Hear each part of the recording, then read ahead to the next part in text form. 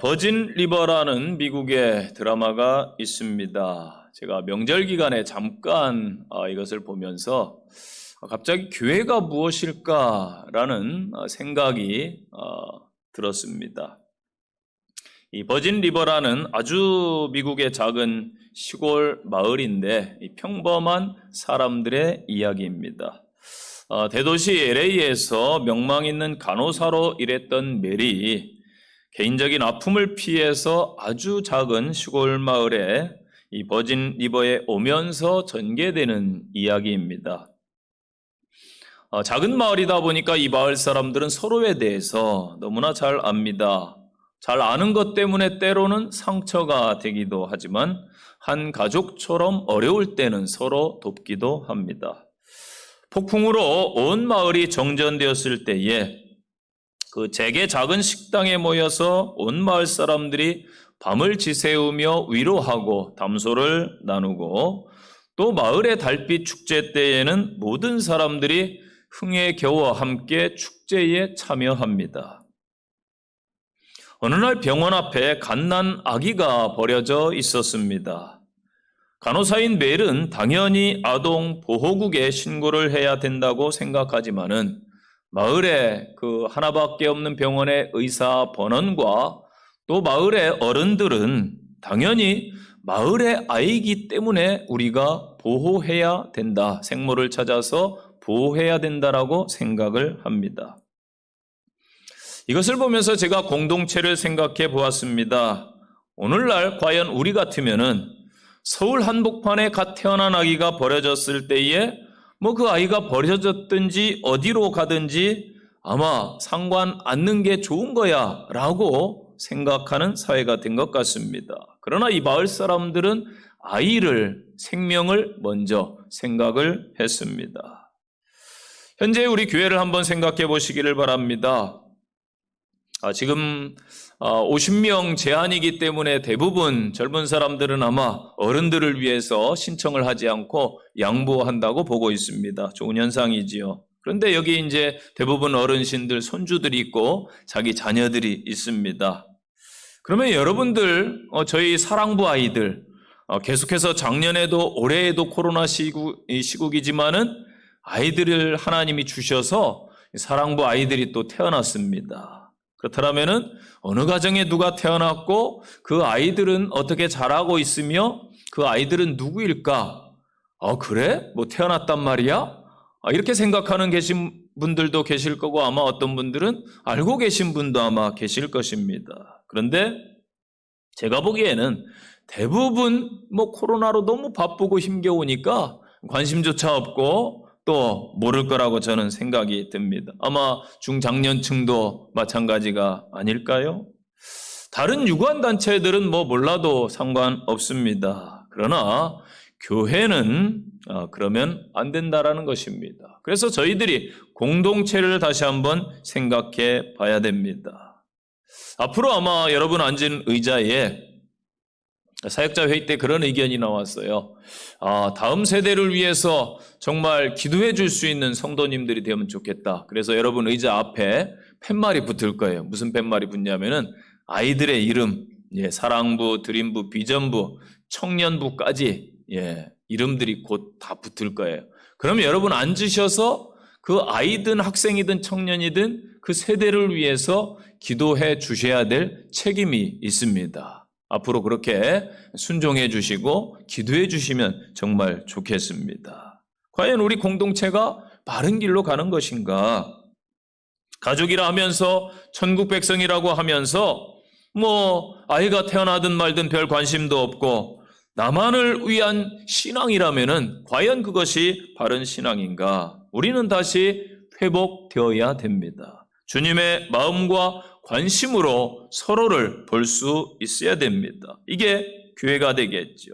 서로 만날 수 없는 구조 속에서는 절대 서로를 알 수가 없습니다. 이 코로나가 아마 더욱더 우리를 멀어지게 한 것 같습니다. 그래서 한 곳에서 같은 시간에 모든 세대가 아우러져서 예배를 드리는 것이 초대교회였습니다. 지금까지 그런 교회의 전통이었고 유럽의 교회나 미국의 교회도 이것을 고수하는 전통교회들이 참 많습니다. 그런데 한국교회는 뭐 하나 보고 오면은 또 그것을 또 그대로 따라가고 뭐 우리 걸 뭐 다 버리면서까지 남의 걸 추구하는 그러한 모습들이 있어서 좀 아쉽기도 합니다. 그러다 보니까 뭐 변화와 또 패러다임을 따라가야 되는 건 맞는데 교제를 놓친 것이 사실이라는 것입니다. 그러니까 서로 모른다라는 것이죠. 우스갯소리지만은 예배 드리고 나가다 뭐 교회에서 사람들이 이렇게 충돌이 일어났어요. 사설 주차장에서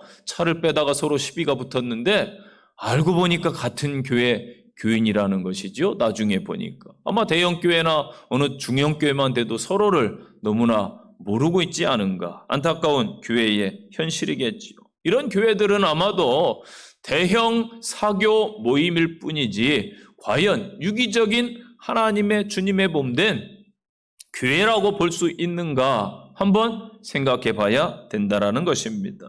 우리 신앙에 있어서 교회 공동체의 중요성은 아무리 강조해도 지나침이 없습니다. 건강한 신앙에 있어서 꼭 필요한 것이 올바른 가치죠. 올바른 교회관입니다. 그런데 많은 성도들이 자신 나름대로 교회관을 가지고 있습니다. 이 성경적인 교회관, 정말로 우리들이 물려받았던 그러한 교회관을 누리지 못하고 있다는 것이지요. 그렇기 때문에 우리는 그런 의미에서 교회는 건물이나 제도 혹은 종교적 형식이 아니라 공동체라는 것을 다시 한번 기억해야 됩니다. 기독교의 구원은 개인적인 것이지만은 구원받은 이후에 성경의 모든 교회와 말씀은 함께 더불어 사는 것을 말씀해주고 있습니다.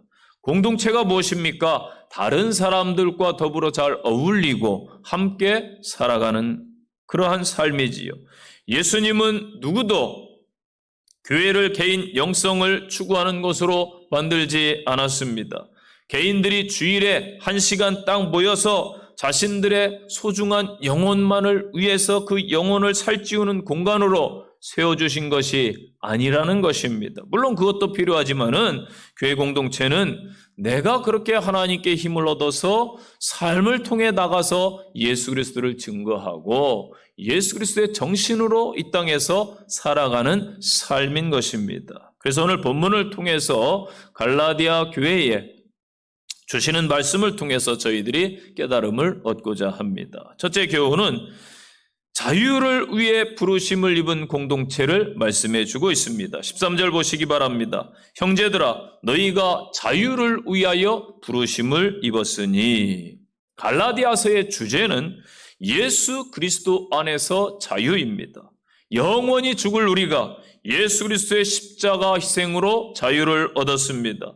율법의 완성자 되시는 예수 그리스도를 통해서 율법에서 자유케 되었습니다. 현재 우리는 이 자유민주주의 국가에서 살아가고 있습니다. 또 신앙생활을 하고 있습니다. 감사할 일이지요. 이 공산주의 국가나 일부 통제된 국가에서는 이 신앙의 자유가 없습니다. 우리도 한때 일본에 의해서 국권을 침탈당해서 자유를 잃어버렸던 적이 있습니다. 자유는 정말 그때 깨달았죠. 소중한 것이구나. 그래서 지킬 수 있을 때 잘 지켜가야 됩니다. 그렇게 자유는 거저 주어지는 것이 아닙니다. 우리가 신앙의 자유를 누리는 것, 죄에서 자유함을 얻은 것은 예수 그리스도의 십자가의 희생과 부활의 능력으로 된 것인 줄로 믿으시기를 바랍니다.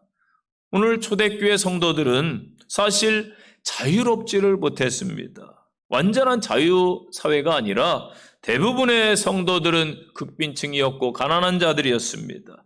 그들의 삶의 모습은 참 고단하고 힘겨웠습니다. 교회에 와서 그들은 하나님의 위로와 형제들의 사랑을 경험하게 됩니다. 그렇기 때문에 그들에게는 교회가 너무나 소중했습니다. 교회에 가는 것이 너무나 힘이 되었던 거예요. 그런데 교회에서마저 율법의 멍에를 지우고 서로 자유하지 못하니 얼마나 안타까웠겠습니까? 유명한 탐험가 밥 바틀렛의 일화를 소개해드립니다. 탐험지에서 밥 바틀렛은 새들을 잡아서 배에 싣고 돌아오는 그러한 일을 했습니다. 그러던 중 한 번은 이러한 일이 있었습니다. 새장에 갇혀있던 많은 새들 중에 유난히도 한 마리만이 시끄럽게 떠들어댑니다. 그 새는 새장을 막 발톱으로 뜯고 부리로 정신없이 쪼아대고 그 새장을 나가려고 그렇게 몸부림을 칩니다. 그러더니 결국은 새장을 뜯고 탈출을 했습니다. 망망한 대해를 날아서 멀리 도망쳤습니다. 바틀렛과 동료들은 그 새를 놓쳐버렸다고 생각했습니다. 그런데 몇 시간 후에 놀라운 광경이 목격됩니다. 도망쳤던 그 새가 날개에 힘이 빠진 채로 다시 배로 돌아온 것입니다. 맥이 빠진 새는 숨을 헐떡이며 가판 위에 털썩 쓰러졌습니다. 새는 필사적으로 배를 다시 찾아온 것입니다. 감옥 같았던 새장은 더 이상 감옥이 아니었습니다. 오히려 깊고 끝없는 바다를 건너는 유일한 길이 되었습니다. 이는 인간의 어리석음을 여러분 잘 대변해 줍니다. 많은 사람들이 스스로 자유를 찾겠다고 하나님을 거부합니다. 하나님의 말씀으로부터 길을 막습니다. 그들은 하나님을 믿는다는 것을 일종의 억압으로 여깁니다. 하나님을 믿는 사람을 스스로 약한 인간으로 치부하기도 합니다. 스스로 선택하고 결과에 책임질 줄 아는 인간만이 참 자유인이라는 게 그들의 주장입니다. 그러나 여러분, 인간의 진정한 자유는 예수 그리스도 안에 있습니다. 하나님, 인간을 창조하신 그분 앞에 가야 진정한 자유를 누리는 것입니다. 그래서 요한복음 8장 31절에서 너희가 내 말에 거하면 참 내 제자가 되고 진리를 알지니 진리가 너희를 자유케 하리라. 아멘. 즉 주님을 믿고 그 말씀을 따를 때에 참 자유를 얻게 됩니다. 역으로 주님을 믿지 않고는 참 자유를 얻을 수 없다는 말입니다. 그래서 주님은 우리를 부르신 거예요. 사실 우리 모두는 죄의 억압과 사망의 공포에 억눌려 왔습니다. 최초의 인간 아담의 범죄 이후의 인류는 모두 죄의 영향력 아래 있었습니다. 또한 죄의 결과 모든 사람이 죽음을 맞이했습니다. 이런 억압과 공포로부터 해방을 가져다 주신 분이 바로 예수 그리스도이십니다. 우리를 위해 당신의 피를 십자가에 흘려주심으로 우리를 죄와 사망과 모든 문제에서 자유케 하셨음에 감사하시기를 바랍니다. 그래서 로마서 8장 1, 2절 보니까 그러므로 이제 그리스도 예수 안에 있는 자에게는 결코 정죄함이 없나니 이는 그리스도 예수 안에 있는 생명의 성령의 법이 죄와 사망의 법에서 너를 해방하였음이라. 아멘. 그런데 우리의 자유를 제한하는 것들이 있지요. 우리는 잘 분별해야 돼요. 무엇이 여러분 저희의 자유를 제한할까요? 첫째는 죄예요. 죄. 죄는 여러분 자유를 제한합니다. 죄 지은 사람은 왠지 위축되지 않습니까? 편안한 것, 여러분 죄수가 편안한 것 보셨나요? 거의 편안하지 않습니다. 죄를 지으면 좌우를 막 두리번거리고 늘 불안해합니다. 왜냐하면 가장 먼저 죄를 지으면은 자유를 뺏기게 되는 거예요. 아담과 하와도 하나님을 피해 숨잖아요. 그래서 죄는 쫓아오는 사람이 없어도 막 빨리 걷게 되고 도망치게 됩니다. 불안해서. 밝은 것을 또한 싫어한다고 그러죠. 사람들이 많으면 또 불안해하고 불편해하지요. 그래서 언제나 어두운 곳을 찾아다닙니다. 그렇다고 혼자 있다고 자유합니까? 절대 그렇지 않습니다. 마음의 불안함, 정신의 불안함, 영적인 불안, 갈등이 죄를 지으면 계속 따라다니는 거예요. 또한 우리는 육신을 가지고 있기 때문에 이 육신이 우리의 자유를 때로는 제한하기도 합니다. 그렇기 때문에 안타깝게도 우리의 지체들 중에도 육신의 연약함 속에 있는 분들도 계신데 고통 중에 계시지요. 쇠약해져가는 이 육신은 인간의 많은 활동을 저해하기도 합니다. 또한 여러분 경제적인 어려움, 물질의 어려움 이런 것 또한 우리의 범위를 제한하기도 합니다. 그러나 예수님께서는 십자가를 지심으로 우리의 모든 육적인, 환경적인, 영적인 멍해를 해결해 주신 줄로 믿으시기를 바랍니다. 그래서 13절에 자유를 위해서 저와 여러분이 부르심을 입었다. 너희는 자유를 위해 부르심을 입은 성도다. 하나님에 의해 그 자신의 백성으로 부르심을 입었다는 뜻입니다. 하나님의 주권적 행위에 초점이 맞춰져 있지요. 우리는 하나님의 백성이 되는 순간 천국 백성으로 참 자유자가 되는 것입니다. 비록 육신은 이 땅에 살아가고 있지만은 우리는 이미 천국을 소유한 천국 시민인 줄로 믿으시기 바랍니다. 이 부르심을 받아들이는 행위까지 다 포함되는 거예요. 그 결과로 구원에 이른다는 사실까지 내포합니다. 그래서 이 땅에서 참 자유자는 구원받은 자가 참 자유자라는 것입니다. 여러분, 민주국가에서 자유롭게 산다고 자유자가 아니에요. 하나님 나라의 백성으로 인침을 받은 자가 참 자유자입니다. 저와 여러분이 그러한 자유자임을 감사함으로 승리하시기를 바랍니다. 두 번째 교훈입니다. 사랑의 공동체라는 거예요. 사랑이라는 계명은 하나님이 인간에게 주신 최대의 강령일 뿐만 아니라 인간이 지켜야 될 도덕 규범적 구체적인 실천 사항이 되겠지요. 따라서 사랑이 율법의 근본 정신입니다. 또한 율법의 모든 핵심에 사랑으로 요약되는 거예요. 말씀은. 그래서 13절 보니까 사랑으로 서로 종노릇하라. 이 말은 성도에게 그리스도로 말미암은 자유가 주어졌는데 그 자유는 사랑으로 섬기고 희생할 때에 비로소 진정한 의미를 갖는다는 말씀인 것입니다. 베드로전서 4장 9절 보니까 서로 대접하기를 원망 없이 하고 각각 은사를 받은 대로 하나님의 각양 은혜를 맡은 선한 성지기 같이 서로 봉사하라. 14절 말씀 보세요. 온 율법은 내 이웃 사랑하기를 내 자신같이 하라신 한 말씀에서 이루어졌나니. 아멘. 이 14절 말씀은 레위기 19장 18절 말씀을 근거로 한 예수님의 말씀입니다. 여기서 잘 드러나듯이 사랑은 하나님이 주신 모든 도덕률의 구체적인 실천이다. 그렇게 말씀하는 거예요. 이루었나니 이 단어가 중요합니다. 페렐레로타이라는 단어인데 가득하게 하다, 완전하게 하다 혹은 가득 채우다 그런 뜻입니다. 로마서 10장에서 바울이 언급한 대로 이 사랑은 율법의 완성이다 라는 의미예요. 완성되었다 그런 의미입니다. 이 말씀은 온 율법이 구약의 말씀 속에서 그리고 예수님의 말씀 속에서 이웃사랑이라는 하나의 명제 안에 완성되었다. 또한 그것은 현재에도 계속되고 있다 그런 뜻입니다.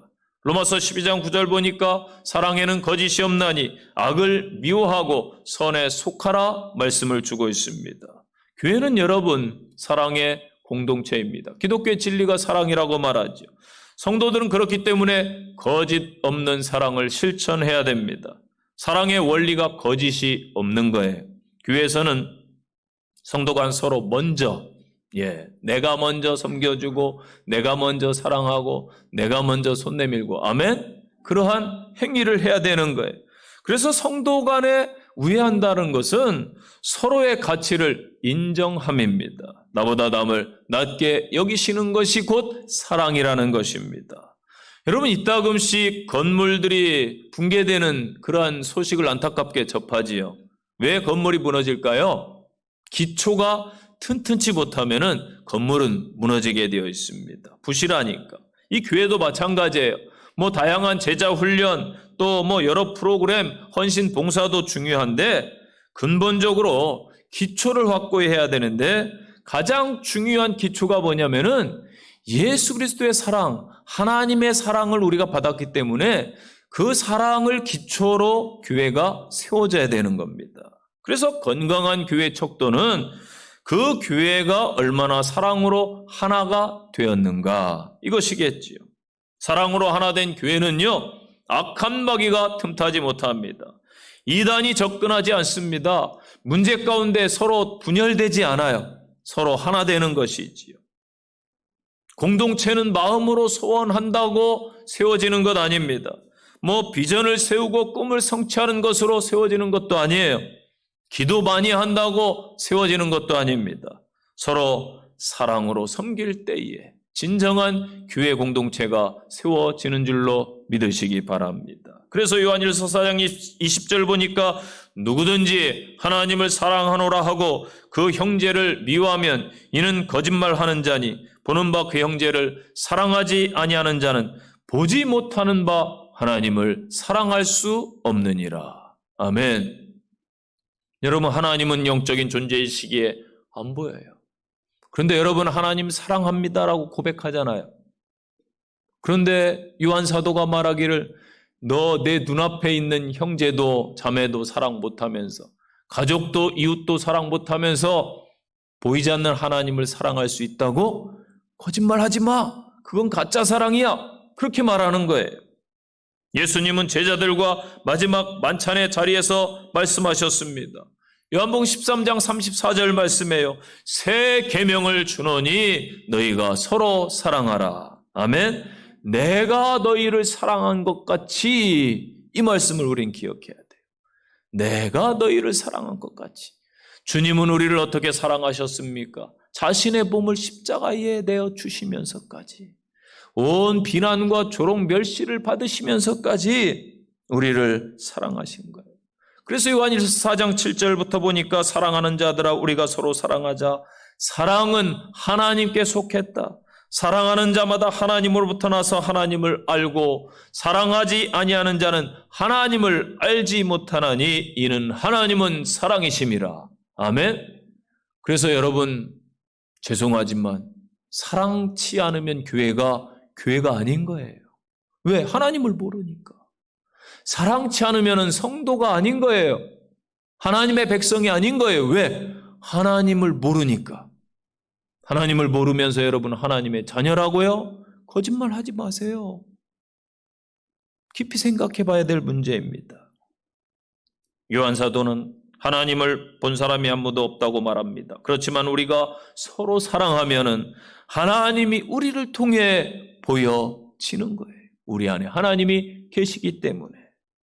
바울은 고린도전서 13장에서 그리스도인의 영적인 진수가 뭐라고 말합니까? 사랑이라고 결론적으로 말합니다. 어떤 성도가 천사로부터 계시를 받았다고 하거나 어떤 성도가 예언의 능력이 있고 어떤 성도가 천국의 비밀을 알고 어떤 성도가 귀신을 쫓아낼 수 있고 어떤 성도가 믿음의 기도를 해서 놀라운 역사를 일으킨다 해도 사랑이 없으면은 그것은 아무것도 아니라는 것입니다. 여러분, 우리는 기억해야 됩니다. 성경에서 말하는 사랑의 권면은 단순히 충고나 조언 정도가 아니라 단호한 명령으로 대부분 되어 있어요. 하나님의 말씀도 그렇고 예수님의 말씀도 다 명령형으로 되어 있습니다. 왜냐하면은 크리스찬의 사랑은 자연스러운 감정의 결과거나 단순히 저절로 발생하는 게 아니라 우리의 의지와 관련되어 있기 때문입니다. 그것은 우리의 헌신적인 노력을 그래서 요구하는 거예요. 때문에 우리는 한 공동체로서 주님께서 명령하신 바를 순종하고 이루어내기 위해서 각고의 노력을 가해야 됩니다. 우리는 전혀 사랑이 가지 않는 사람에 대해서도 우리의 감정을 추스리고 다스릴 줄 알아야 되는 거예요. 사랑은 행위로 나타나야 됩니다. 구약시대 선지자들은 범죄한 백성들을 위해서도 자신의 몸들을 내던졌습니다.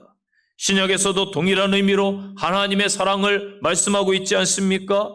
요한복음 3장 16절에요. 하나님이 세상을 이처럼 사랑하사 독생자를 주셨으니. 아멘.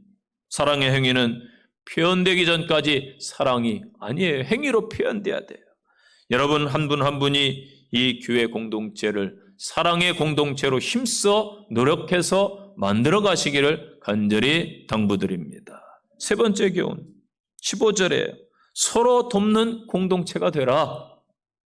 15절 보세요. 만일 서로 물고 먹으면 피차 멸망할까 조심하라. 아멘. 이 말은 복음을 영접한 성도의 책임 있는 생활을 강조한 말씀입니다. 즉 예수 그리스도를 영접한 성도가 서로 사랑으로 또 섬기며 절제하는 생활을 하지 않으면은 오히려 자신의 이기적인 자유만을 주장하게 된다라는 거예요. 그래서 이웃을 배려하지 않게 되고 그러한 대립적인 생활을 한다면은 결국에는 덕이 되지 못하는 거예요. 피차 멸망한다. 여기에서 물고 이 단어가 다크네테라는 단어인데 이 신약 성경에서 오늘 본문에 딱 한 번 사용된 동사예요. 이빨로 물어뜯는 행위, 이것을 뜻합니다. 물고 먹는다는 것은 육식 동물들이, 맹수들이 막 서로 격렬하게 싸우는 것을 연상하면 됩니다. 만일 여러분 교회 성도들이 모습이 이러하다면 바울이 지적한 대로 서로 멸망길로 갈 거예요. 예수 그리스도께서 가르쳐 주신 사랑을 잃어버린 성도는 그 맛을 잃은 소금처럼 밖에 버리워 쓸모없는 존재가 되는 것입니다. 고린도전서 1장 10절을 기억하십시오. 형제들아, 내가 우리 주 예수 그리스도 이름으로 너희를 권하노니 다 같은 말을 하고 너희 가운데 분쟁이 없이 같은 뜻으로 온전히 합하라. 아멘. 우리는 무엇을 위해 서로 도움을 주어야 되겠습니까? 바로 영혼 구원을 위해서입니다. 여러분, 우리 신앙생활의 목적이 뭐예요? 잃어버린 영혼을 구원하는데 있지요. 오늘날 코로나가 온 인류를 지금 괴롭히고 있습니다. 그런데 내가 코로나 치료법을 알고 있어요. 다른 이에게 알려주지 않으면 이것은 범죄 행위가 됩니다. 그런 정보를 알려주면 사람들이 막 너무나 고마워하고 은인으로 여길 겁니다. 그래서 지금 백신을 서로 주는 나라들 고마워하잖아요. 그런데요, 이상하기도 하지요. 예수님을 믿지 않고 죽으면은 영원한 멸망이에요. 지옥으로 가요. 그런데 우리 오늘날 교회 다니는 성도들이 이것을 심각하게 생각하지 않는 것 같아요. 그러니까 천국의 복음의 소식을 전해주지 않고 있죠.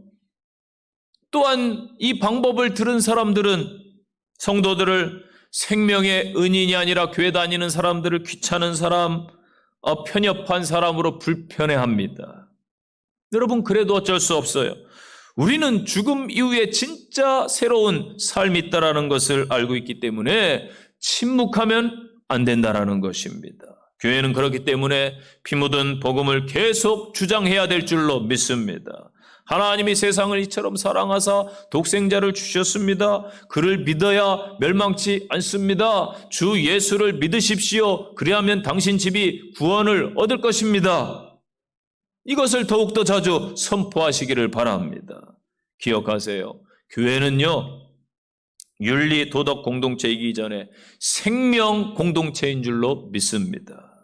기독교인은 어떻습니까? 때로는 알고도 속아주시기를 바랍니다. 모르고도 속아주어야 돼요. 큰 일은 작게 만들고 작은 일은 거론하지 마시기 바랍니다. 때로는 바보 아닌 바보 취급을 받기 바랍니다. 그런데 성도들조차도 교회 안에서도 날 뭘로 보고 말이야, 내가 바본 줄 아나? 여러분, 바보예요. 믿습니까?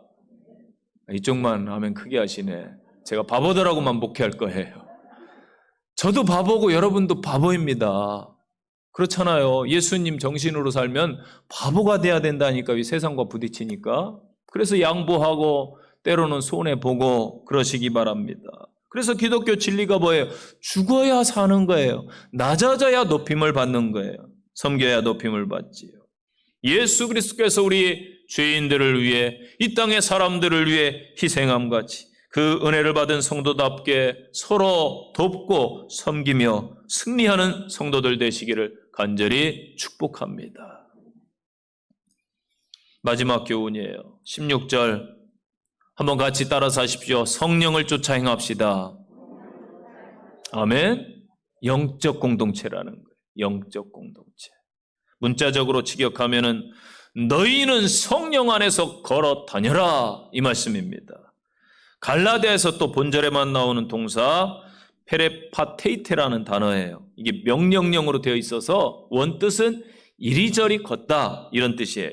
그래서 바울 서신서에서 이 단어는 항상 살다, 행하다의 뜻으로 사용되었습니다. 다른 성경에서. 그렇기 때문에 즉 이 말을 원문적으로 가깝게 해석하면은 계속해서 성령을 따라 살아가라. 아멘. 성령을 따라 너희들이 행동해라. 계속해서, 이 말입니다.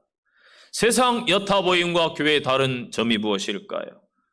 많은 다른 점이 있지요. 그러나 두드러진 특징은 성령의 역사가 있는 영적인 모임이 교회의 공동체라는 것입니다. 사도행전 19장 2절에 이르되 너희가 믿을 때에 성령을 받았느냐? 너희가 믿을 때에 성령을 받았느냐? 묻고 있습니다.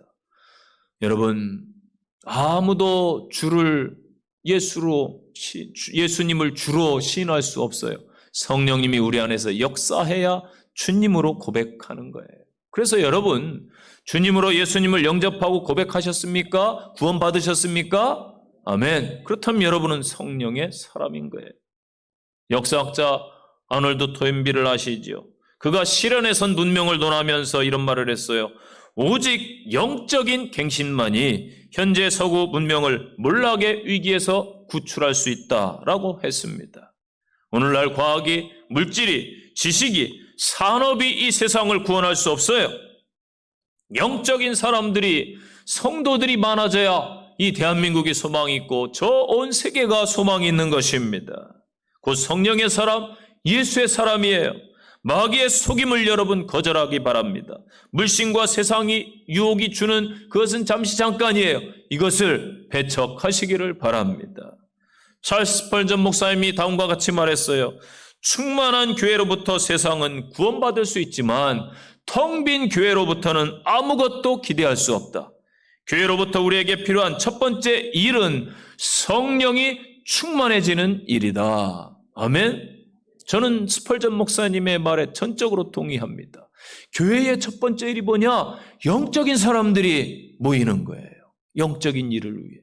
하나님 나라의 일은 여러분 영적인 일입니다. 마귀의 세력을 멸하는 일이요, 이 땅을 구원하는 일이요, 천국 백성을 만드는 일인 줄로 믿으시기를 바랍니다. 그래서 성령의 사역은 진리 가운데로 인도하셔서 열매를 맺도록 도와주시지요. 성령의 열매를 맺게 하는 거예요. 그래서 바울 사도는 갈라디아 교인들에게 뭐라고 말씀했습니까? 성령을 따라 행할 것을 권하면서 너희들이 성령의 인도를 받으면은 육체의 욕심을 이루지 아니하고 영적인 일들을 이룰 것이다. 그래서 오직 성령의 열매는 사랑과 희락과 화평과 오래 참음과 자비와 영성과 충성과 온유와 절제니 이 같은 것을 금지할 법이 없느니라. 아멘. 갈라디아서 5장 25절 24절 말씀이에요. 그러면서 예수의 사람들은 육체와 함께 그 정욕을 십자가에 못 박았느니라. 아멘. 따라서 성령의 인도함을 받는 성도는 육체와 함께 이 땅의 모든 욕심들을, 탐심들을 십자가에 못 박고 성령의 열매를 주렁주렁 이 가을에 맺어 가야 될 줄로 믿습니다. 에베소서 5장 17절부터 보세요. 그러므로 어리석은 자가 되지 말고 오직 주의 뜻이 무엇인가 이해하라. 술 취하지 말라. 방탕한 것이니 오직 성령의 충만함을 받으라. 아멘. 세상을 취하지 말라라는 거예요. 술 취하는 것은 육체의 일이라는 거예요. 오직 성령의 충만함을 받으라. 여러분, 가정교육을 잘 시키기로 이스라엘이 유명합니다. 이 이스라엘의 아버지들은 가정교육에 있어서 상당히 엄격하다고 그래요. 막 회초리를 들어서 매라고 그러죠. 매를 들어서 때린다고 그럽니다. 아들이 곁길로 가면은 꾸중하고 호되게 혼내고 체벌을 지금도 가한다고 하지요. 그러면 아들 생각에, 요즘 애들 생각에 저분이 내 아버지가 맞나? 아마 그렇게 요즘 애들은 생각할 수 있어요. 옛날 저희는 때리면은 더 감사했는데 요즘 애들은 우리 아버지 맞아? 신고해야 되나? 뭐 이렇게 할 것 같아요. 뭐 걔네들도 그렇게 이스라엘도 의심한다고 합니다. 그때 어머니가 지혜롭게 아들의 어깨를 토닥이면서 아들아, 내가 잘못할 때마다 아버지의 마음은 얼마나 아픈 줄 아느냐? 너를 때릴 때마다 아버지는 가슴에서 피눈물을 흘린단다. 이야기해 준다고 해요. 여러분, 보혜사 성령님은 이처럼 아들과 아버지의 관계처럼 이 잘 가교 역할을 해주는 그 어머니 역할을 하는 거예요. 그래서 파라클레이토스, 보호해주고 위로해주고. 여러분, 현재 코로나로 인하여 애매하게 고난을 당하시는 분, 이해할 수 없는 고통으로 인해 눈물을 흘리는 분, 보혜사 성령님께서 위로해 주시고 함께 주실 줄로 믿습니다. 아들을 위로하는 그 어머니의 마음처럼 성령님께서 지금 이 땅에 많은 사람들이 눈물을 흘리고 있어요. 어려움에 눈물을 닦아주실 줄로 믿습니다. 때론 인생이 광야처럼 삭막하고 힘겨울 때에 아무도 내 편이 없다 생각하고 나를 돌봐주지 않는다라고 여기는 그 사람들, 그 고독한 순간에도 위로자의 손길이 있습니다. 성령 하나님이 저와 여러분을 안아주시고 위로해 주심에 감사하시기를 바랍니다. 그리스도인들은 하나님의 뜻을 알고 그 뜻대로 살아가는 사람들입니다. 그런데 하나님의 뜻을 알기 위해서는 우리는 하나님의 마음이신 성령님의 인도함을 받아야 되는 거죠. 그래서 성령 하나님의 은혜를 구하시기를 바랍니다. 하나님은 오늘도 이 육체가 된 세상에서 영적인 백성들을 찾으시며 그들을 통해 일하기를 원하십니다. 저와 여러분이 영적 공동체가 되어 하나님을 기쁘시게 하고 죽어가는 이 땅의 주변 영혼들을 살리는 귀한 공동체가 되시기를 간절히 축원드립니다. 결론의 말씀이에요. 이런 말이 있습니다. 위대한 연주자는 모든 청중으로부터 칭찬을 듣는다. 맞는 말입니다. 그러나 위대한 신앙인은 오직 한 분, 자신의 하나님으로부터 칭찬을 듣습니다. 오직 창조주 하나님께 칭찬을 듣는 저희 교회가 되었으면 좋겠습니다. 이 땅에 많은 교회가 있지만 저희들이 자유로 부르심을 입은 공동체, 사랑의 공동체, 서로 돕고 협력하는 영적 공동체가 되어서 마지막 때에 하나님을 기쁘시게 하는 복된 교회 공동체가 되시기를 간절히 축복합니다. 기도하겠습니다. 하나님 아버지, 성도의 정체성에 대해서 말씀을 나눴고 오늘은 교회 공동체에 대해서 함께 말씀을 나눴습니다. 저희들이 하나님이 원하시고 꿈꾸시고 바라시는 교회를 이루어갈 수 있도록 하나님 앞에 정직히 진실이 온전히 서게 하옵소서. 세상을 향해 나갑니다. 성령님이 친히 동행해 주시고 함께해 주시옵소서. 주 예수님 이름으로 기도합니다. 아멘.